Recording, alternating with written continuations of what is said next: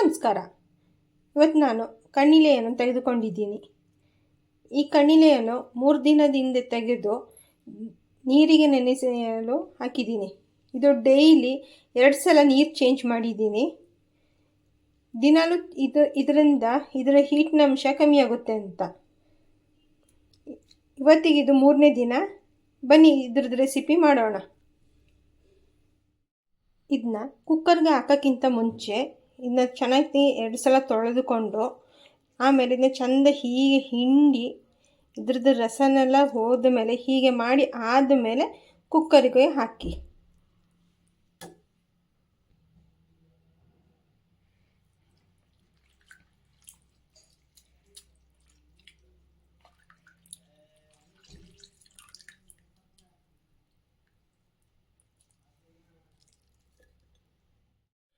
ಹೀಗೆ ಎಲ್ಲ ಹಿಂಡ್ಕೊಂಡಾದ್ಮೇಲೆ ಇದಕ್ಕೆ 2 ಗ್ಲಾಸ್ ನೀರು ಹಾಕೋಣ.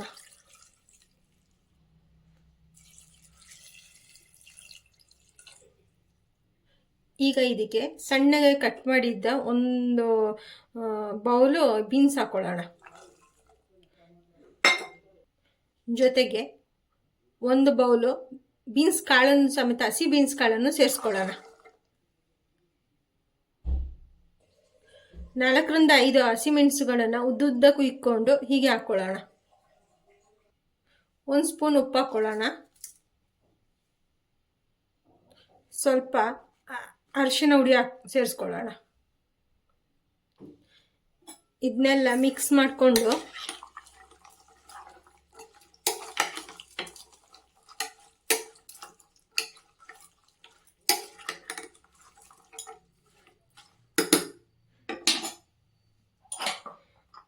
ಕುಕ್ಕರ್ ಮುಚ್ಚಳ ಮುಚ್ಚಿ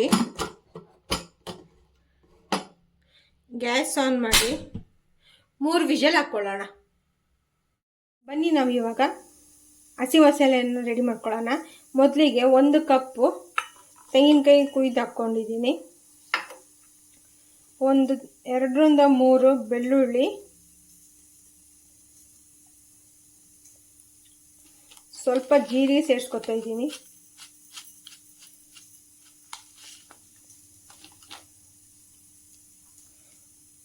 ಒಂದು ಇಡೀ ಕೊತ್ತಂಬರಿ ಸೊಪ್ಪು, 2 ಸ್ಪೂನು ಧನಿಯಾ ಪೌಡ್ರು.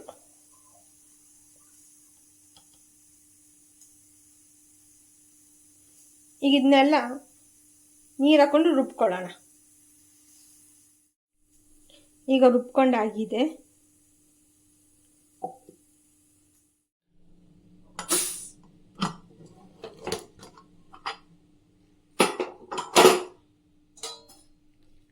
ಇದೀಗ ಈ ಥರ ಆಗಿದೆ.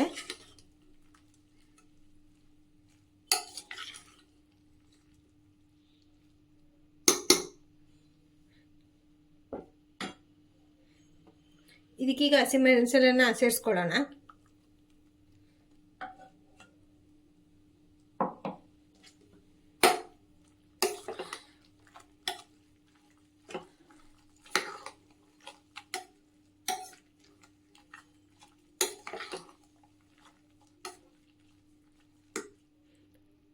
ಈಗ ನೀರು ಸಾಕಾಗಿದೆ.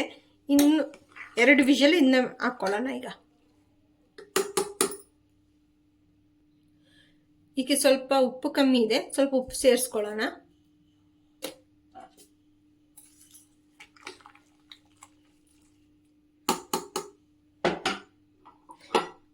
ಈಗ ಕುಕ್ಕರ್ ಮುಚ್ಚಳ ಮುಚ್ಚಿ 2 ವಿಷಲ್ ಹಾಕ್ಸ್ಕೊಳ್ಳೋಣ.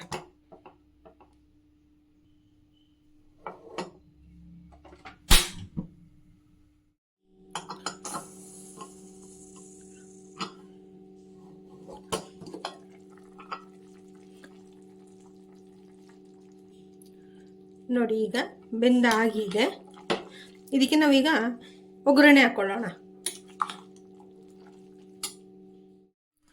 ಈಗ ಒಗ್ಗರಣೆಗೆ ಸ್ವಲ್ಪ ಎಣ್ಣೆ ಹಾಕ್ಕೊಳ್ಳೋಣ.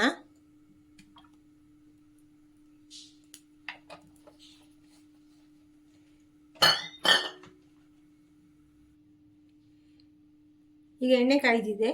ಈರುಳ್ಳಿ ಹಾಕ್ಕೊಳ್ಳೋಣ.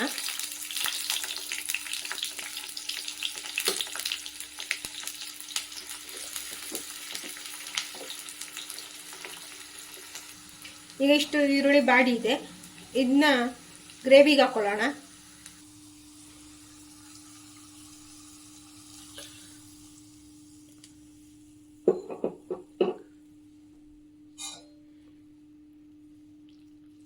ಈಗ ಮಿಕ್ಸ್ ಮಾಡ್ಕೊಳ್ಳೋಣ.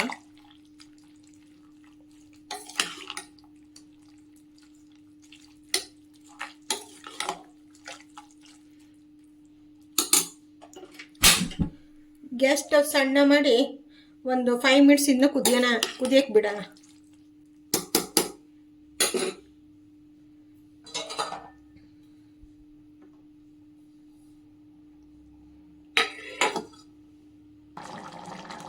ಈಗ ಇದು 5 ಮಿನಿಟ್ಸ್ ಕುದ್ದಿದೆ. ಇದನ್ನ ಈಗ ಸರ್ವ್ ಮಾಡ್ಕೊಳ್ಳೋಣ. ಇದು ಕುದಿಯಕ್ಕೆ ಬಿಟ್ಟು 5 ಮಿನಿಟ್ಸ್ ಆಗಿದೆ. ಈಗ ಇದನ್ನ ಗ್ಯಾಸ್ ಆಫ್ ಮಾಡಿ ಇದನ್ನ ಸರ್ವಿಂಗ್ ಬೌಲ್ಗೆ ಹಾಕೊಳ್ಳೋಣ.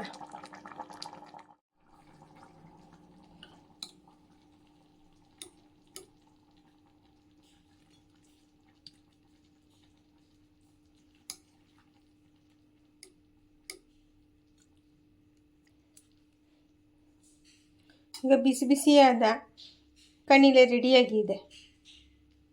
ಇದನ್ನು ರೈಸ್ ಜೊತೆ ಮತ್ತು ಅಕ್ಕಿ ರೊಟ್ಟಿ ಜೊತೆ ತಿನ್ಬೋದು. ಮಾಡಿರೋ ಕಡಲೆ ಗೊಜ್ಜು ನಿಮಗಿಷ್ಟ ಆದಲ್ಲಿ ಲೈಕ್, ಸಬ್ಸ್ಕ್ರೈಬ್ ಆ್ಯಂಡ್ ಶೇರ್ ಮಾಡಿ.